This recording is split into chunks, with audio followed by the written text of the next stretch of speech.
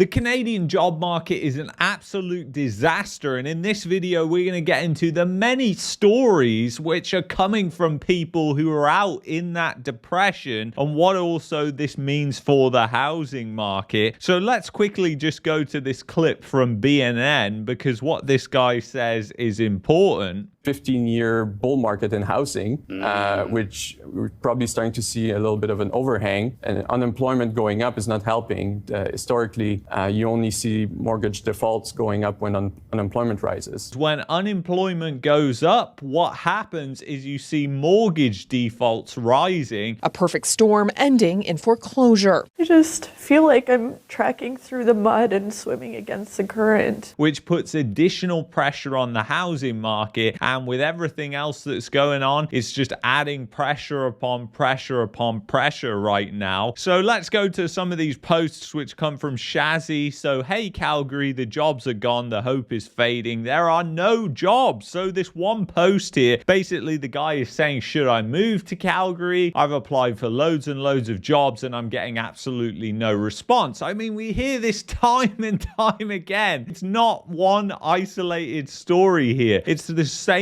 that is going on in Toronto. And I joked because I put the new welcome to Calgary sign should be welcome to Calgary, forever recovering, because you know Calgary, it always seems the place that never recovers and is always recovering from something because the economy is shit there, and that's what people don't want to admit. And then Table Salt put here that StatCan data is showing a huge brain drain of people going to the United States, particularly people who are C-suite, business investment professionals, engineers, computers, otherwise architects, and doctors. So, you know, obviously there was that TikTok video I showed a while ago. Did you ever experience these things before? No, never. Like, I actually moved from Nova Scotia. Okay.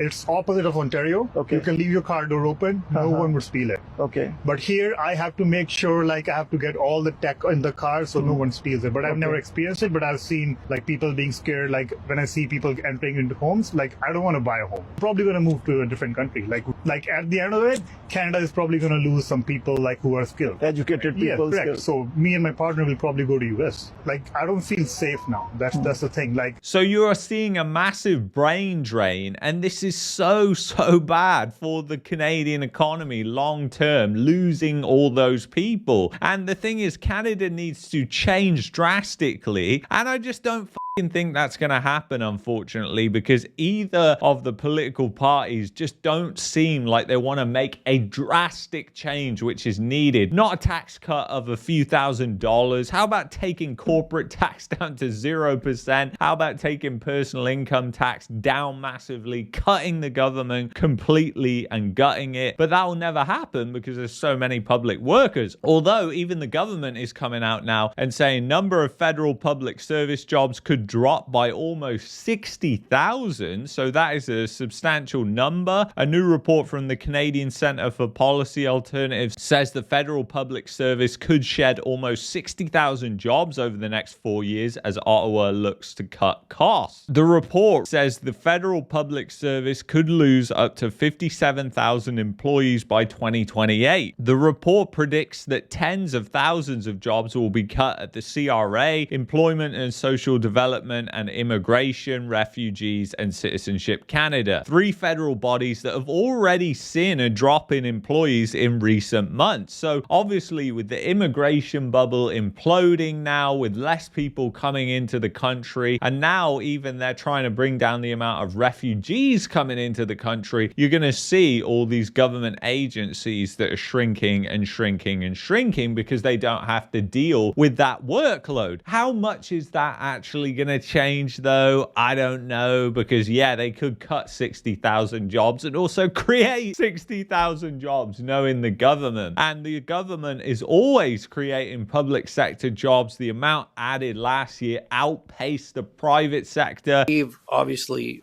reduced interest rates quite a bit more than the Fed.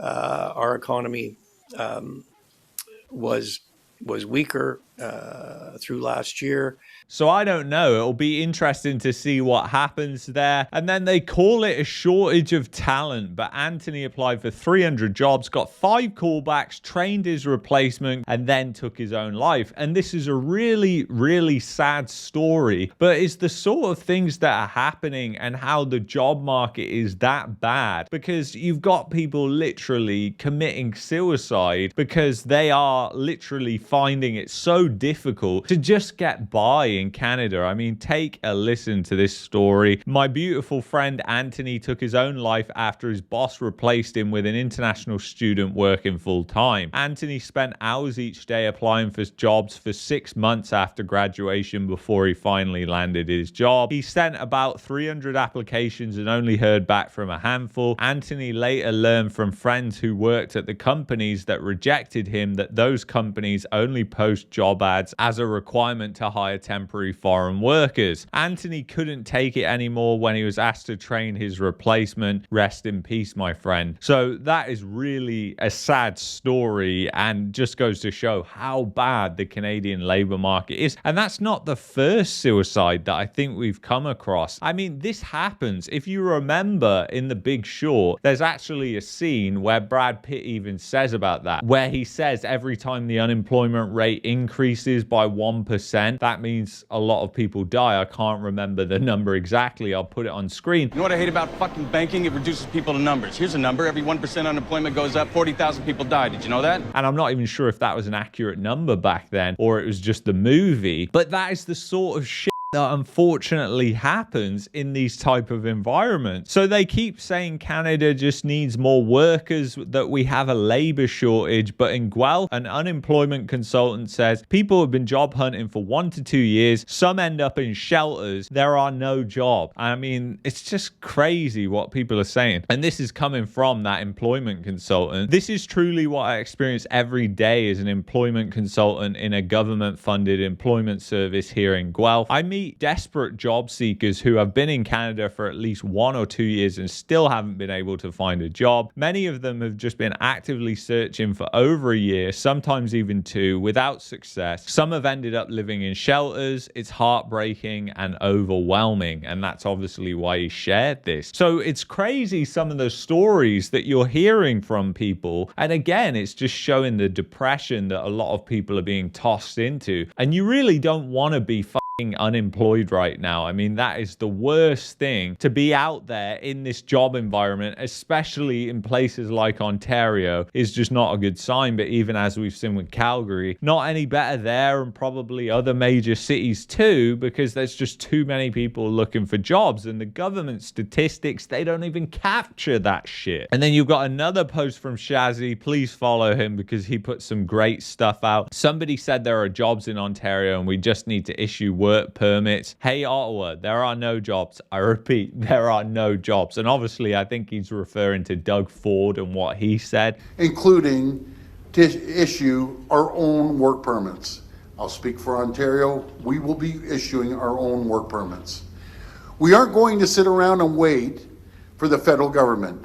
But yeah, things are very bad. I'm a male, live in Ottawa. Till now, I couldn't find any job and things are getting very bad and I don't want to end up on the street. So please explain to me how I find a job. I have multiple skills such as warehouse experience, IT and software, sales and marketing, and even engineering experience as I studied mechatronics. I tried to put my resume everywhere, going to workshops, having employment developers to help me and everything, but it's super hard to even get a part-time job. I am honestly looking for anything now. And we've seen people who are looking for dishwasher jobs and they can't even land that. It just shows how bad it really is. I mean, it is sad that the unemployment situation is this bad because, yeah, people are even committing suicide because of it, which is extremely sad when you really think about it. And then just closed on a home, 2 weeks later, fired. Now, this is obviously really interesting because with the housing market, there are going to be a lot of people that way. And for example, a lot of people who've made major life decisions like moving across the country to a place like Calgary, and then